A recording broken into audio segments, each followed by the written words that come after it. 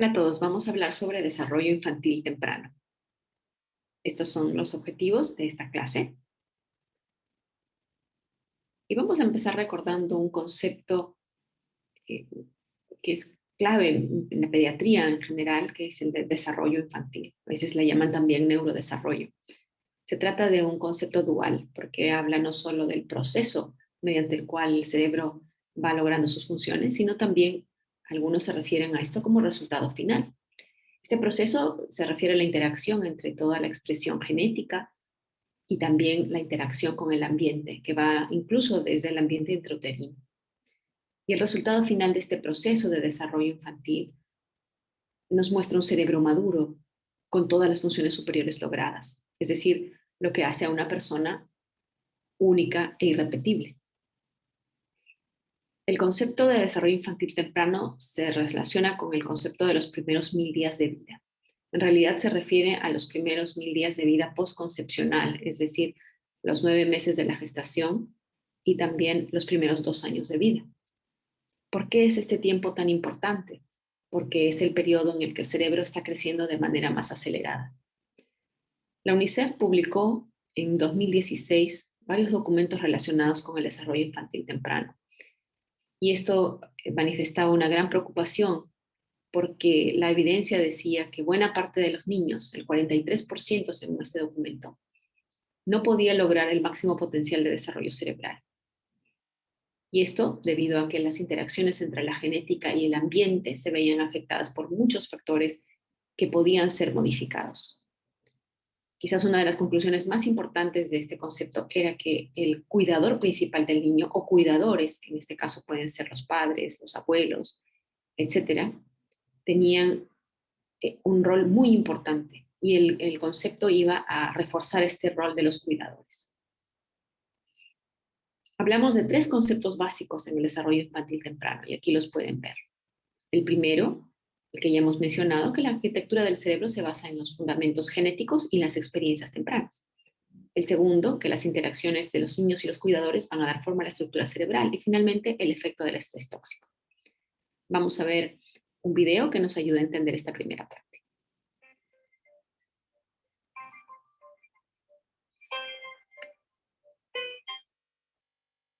A child's experiences during the earliest years of life have a lasting impact on the architecture of the developing brain. Genes provide the basic blueprint, but experiences shape the process that determines whether a child's brain will provide a strong or weak foundation for all future learning, behavior, and health. During this important period of brain development, billions of brain cells called neurons send electrical signals to communicate with each other.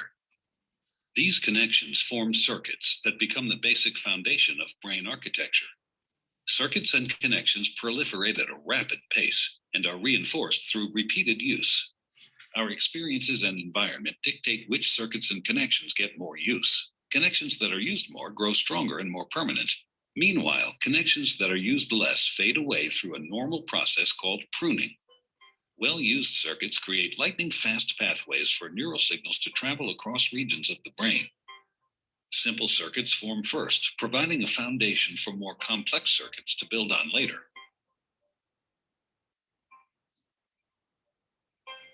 Through this process, neurons form strong circuits and connections for emotions, motor skills, behavioral control, logic, language, and memory during the early critical period of development. With repeated use, these circuits become more efficient and connect to other areas of the brain more rapidly.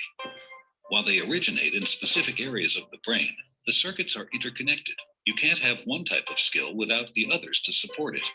Like building a house, everything is connected, and what comes first forms a foundation for all that comes later.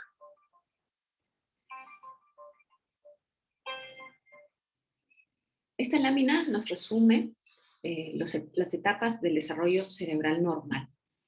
Veamos que en la primera parte, en la etapa embrionaria, hay una gran proliferación de células. En realidad estos son progenitores que después se van a diferenciar, ya sea en neuronas, en astrocitos o en oligodendroglía. Esto ocurre sobre todo en la primera mitad de la gestación. Después estos progenitores van a empezar a diferenciarse en células cada vez más maduras con funciones más definidas, y las neuronas maduras luego, al final de la gestación y al inicio de la vida en el primer y segundo año, se van a interconectar en el proceso que se llama de sinaptogénesis o organización cerebral. Finalmente, las sinapsis establecen fascículos o vías que van a ser mielinizadas, y este proceso va a permitir que la transmisión neuronal sea mucho más rápida.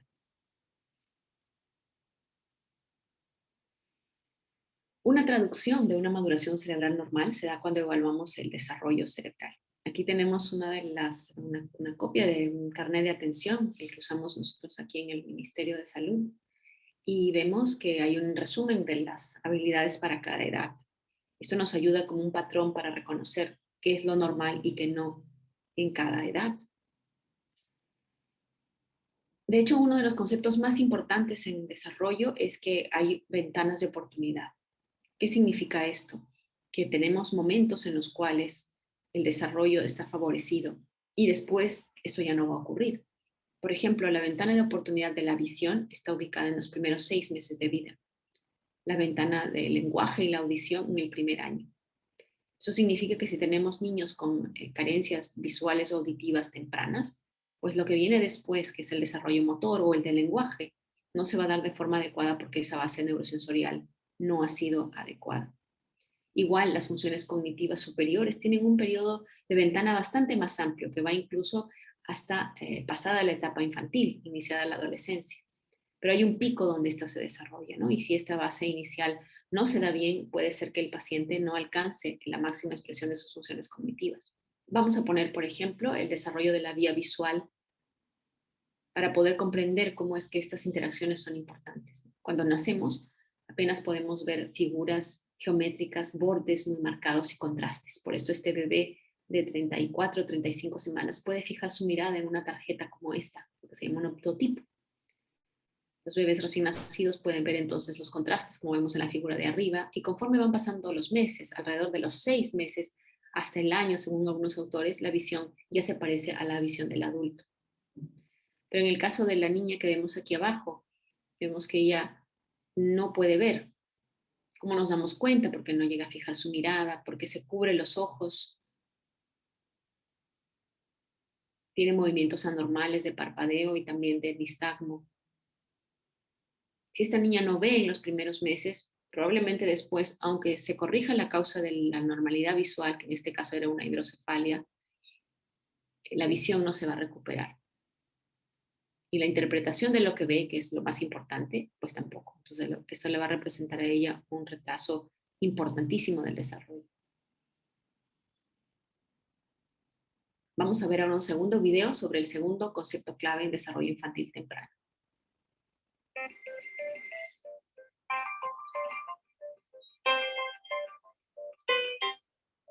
The key to forming strong brain architecture is what's known as serve and return interaction with adults.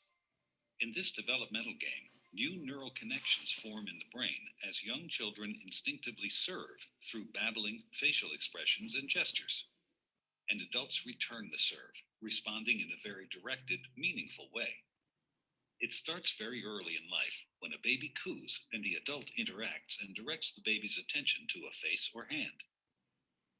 This interaction forms the foundation of brain architecture upon which all future development will be built.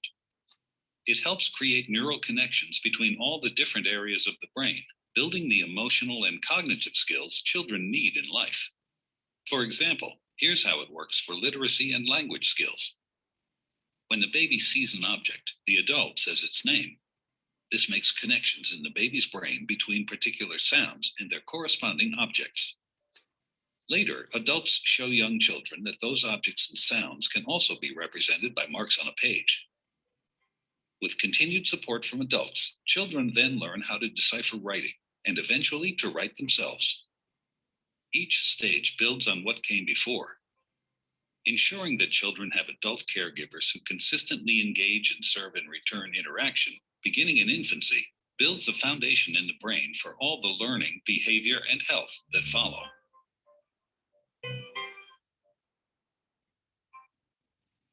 Entonces vemos que estas interacciones entre los cuidadores y los bebés son pues la clave para que esta base sensorial del niño se vaya consolidando.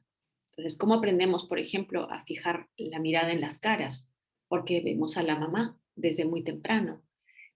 Copiamos la sonrisa, copiamos las expresiones. Esto se está aprendiendo incluso desde los primeros días de vida.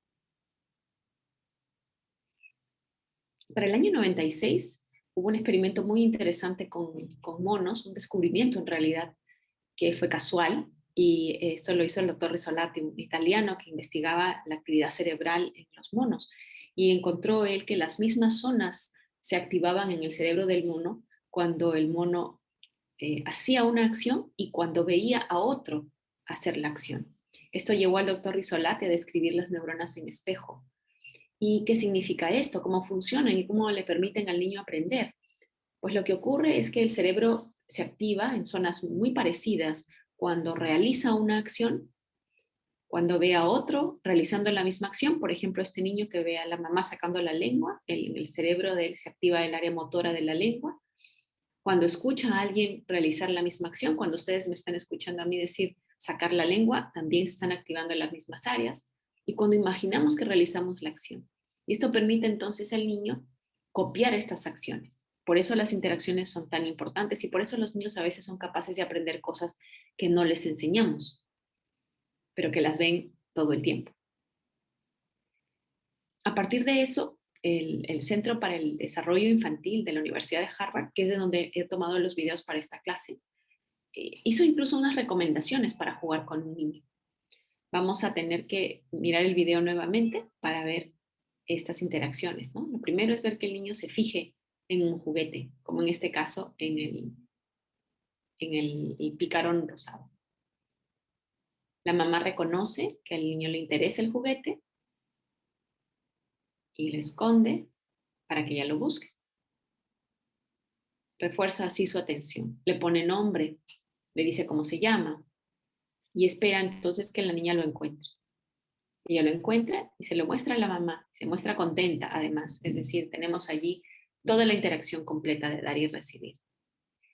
Esto significa que el cuidador puede y debería en realidad proporcionar ese ambiente propicio para el desarrollo, con su capacidad de interactuar con el niño. La neurociencia ha demostrado que si un niño pequeño tiene una relación más cercana con su cuidador, es un niño que va a querer aprender más, que va a tener una conducta mejor regulada, y después eso en el tiempo también se va a reflejar no solamente en comportamiento, sino también en rendimiento escolar. Entonces, estas interacciones de dar y recibir resultan ser críticas para el desarrollo cerebral. Hablamos también al principio de la influencia del ambiente, porque no todo es biológico. Decíamos que todas estas influencias positivas y negativas pueden influir en el cerebro en mayor o menor medida. Aquí en esta lámina estamos hablando sobre todo de las influencias negativas, ¿no? La pobreza, los problemas nutricionales, enfermedades crónicas y anemia. Aquí podríamos incluir los niños que, por ejemplo, no reciben lactancia materna, también podría ser. Papás que tengan problemas de salud mental o un grupo de cuidadores que no son óptimos. Pueden haber muchos adultos alrededor de un niño, pero no ser necesariamente cuidadores óptimos. Y, por supuesto, el grado extremo de todo esto, que es el maltrato infantil. El problema con el cerebro inmaduro del niño pequeño es que es mucho más susceptible a la acción negativa de estos eventos. Veamos un ejemplo muy sencillo de cómo el ambiente puede influir en el desarrollo cerebral. Aquí vemos la comparación entre los tres niveles socioeconómicos, alto, medio y bajo, y vemos cómo el vocabulario del niño, si se ve expuesto en un ambiente con altos ingresos, un vocabulario más abundante, pues puede tener hasta 3 o 4 veces más grande o más abundante un vocabulario que un niño que crece en un ambiente de bajos recursos. Veamos ahora el último concepto importante en el desarrollo infantil temprano.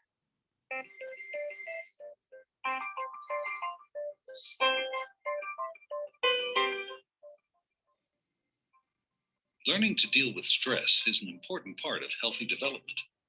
When experiencing stress, the stress response system is activated. The body and brain go on alert.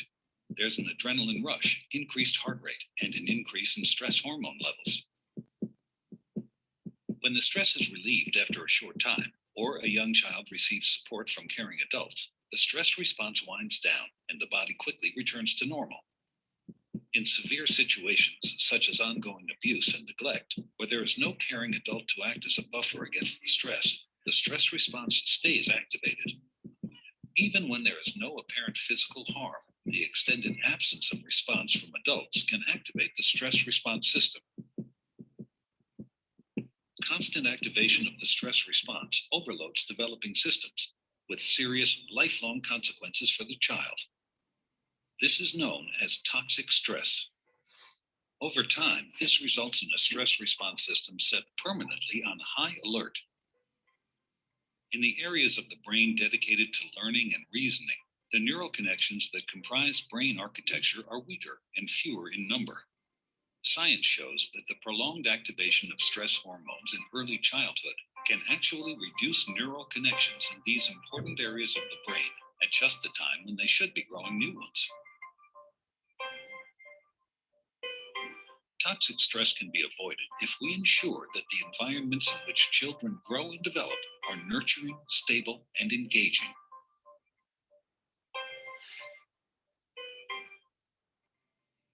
Este concepto de estrés tóxico se conoce desde hace unos años, ¿no? Todos sabemos, o hemos escuchado la palabra estrés y sabemos que este es un estado de alerta, ¿no? Cuando tenemos que afrontar alguna situación adversa.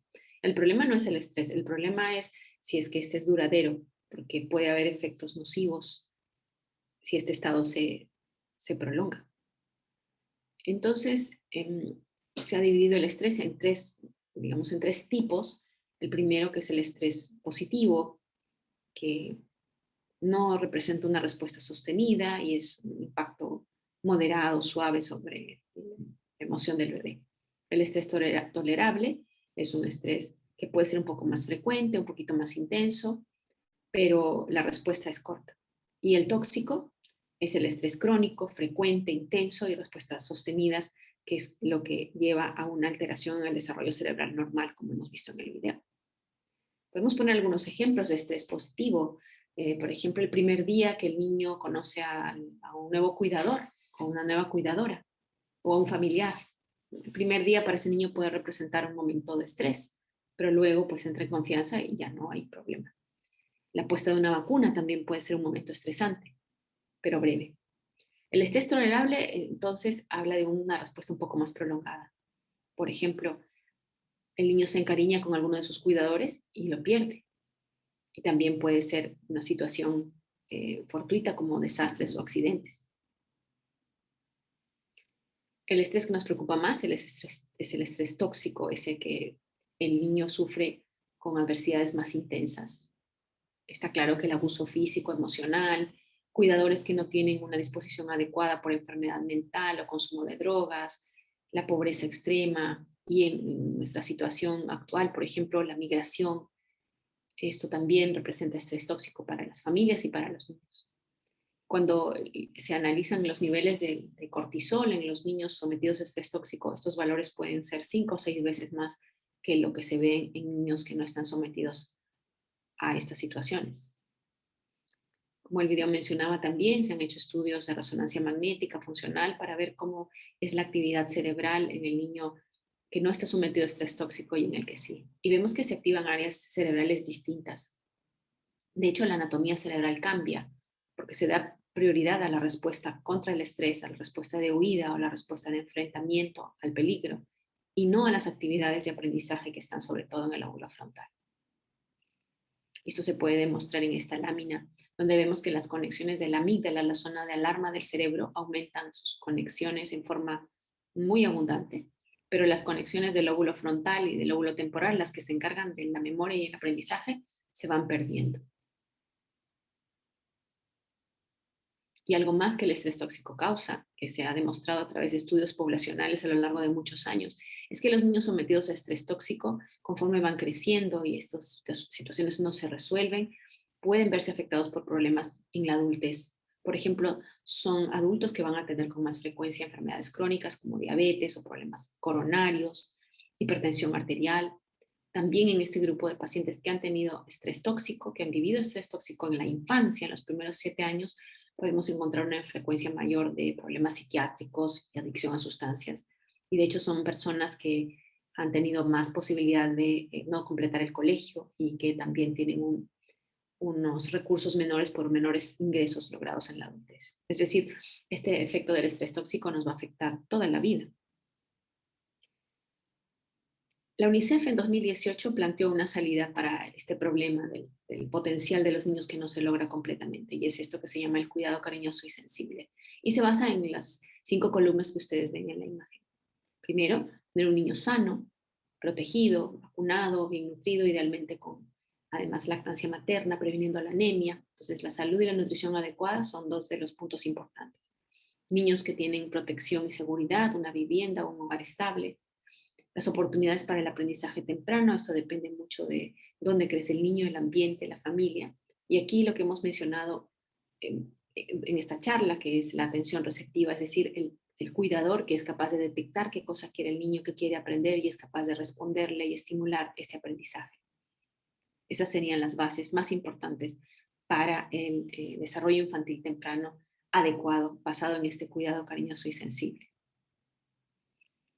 Algo más que nos queda muy claro es que la habilidad para cambiar al cerebro se va perdiendo a lo largo del tiempo. Aquí vemos que es mucho más posible hacer el cambio en los primeros años de vida. Y después esto cada vez va decayendo, ¿no? Conforme somos adultos, llegamos a la adultez, pues eso ya prácticamente es mucho menos probable. Por eso la cantidad de esfuerzo que se requiere para el cambio es mucho mayor conforme va pasando la edad. Y lo lógico sería pues intervenir con políticas de salud y de prevención en los primeros años de vida, incluso desde antes del nacimiento de los niños, ¿no? Con el cuidado de las madres. Terminamos esta clase con algunas conclusiones, sobre todo que este debate sobre qué pesa más, la biología o el ambiente en el desarrollo cerebral, que el debate está resuelto, en realidad son los dos igualmente relevantes. El concepto de desarrollo infantil temprano se refiere al concepto del desarrollo más rápido en los primeros años de vida, sobre todo porque es un tiempo en que podemos hacer cambios. No necesariamente son cambios siempre buenos, pero lo ideal es que así sea. Y finalmente, si vamos a hacer inversión en la infancia, pues esta tiene que ser temprano para que tenga beneficios a lo largo de la vida. Y como la UNICEF lo dice, pues tratemos de proporcionar un cuidado cariñoso y sensible a los niños, que nos va a ayudar eso también a mejorar el potencial de estos pacientes.